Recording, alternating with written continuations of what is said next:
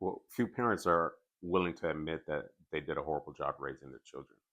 Yet we have more men and women incarcerated in our country than any other country. We know that gun violence is on the rise. Whenever I turn on the TV and watch the news, another brother under 30, sometimes under 19, is going to jail for murdering someone he likely knew. So, why have our neighborhoods, our cities, and nation degraded to the point where we live and behave like wild animals with no regard for life? It's because we lack common sense. And the answer is that common sense is no longer common. You see, common sense says that when a child uses foul or inappropriate language, you correct them. If they misbehave in school, then you work with the teacher to get them back on track. If they don't play well with others, you teach them how to make friends. The alternative is to let them misuse and mispronounce words, attack their teachers and school officials when they attempt to educate them, and ignore the fact that they would rather use their fists than their brains to resolve conflict. Now, this alternative approach, it reinforces conduct disorders that will likely lead to delinquency. We know this.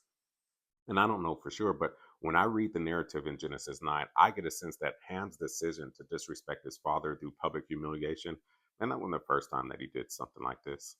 The chances are high that there was a persistent pattern of improper conduct that may have gone unchecked by his father, Noah. And I mean, Noah was a busy man. He was building an ark while Ham was growing up. It's challenging to raise children and build a legacy at the same time. And I don't intend to blame Noah by any means, because his other sons turned out to be pretty decent men. We can find that in the scriptures. But maybe Ham, being possibly the youngest, and of course, theologians are still arguing about whether he's the youngest or not, but maybe he just didn't receive the same amount of discipline as his brothers. Whatever the case, we know that sparing a rod spoils a child. Scripture suggests that a man who does not discipline his son hates him. Now, that's in a hyperbole to illustrate the harm that a lack of discipline can cause to our children.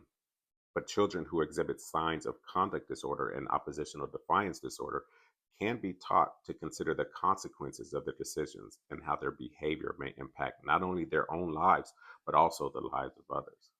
Now, I want to be clear on this.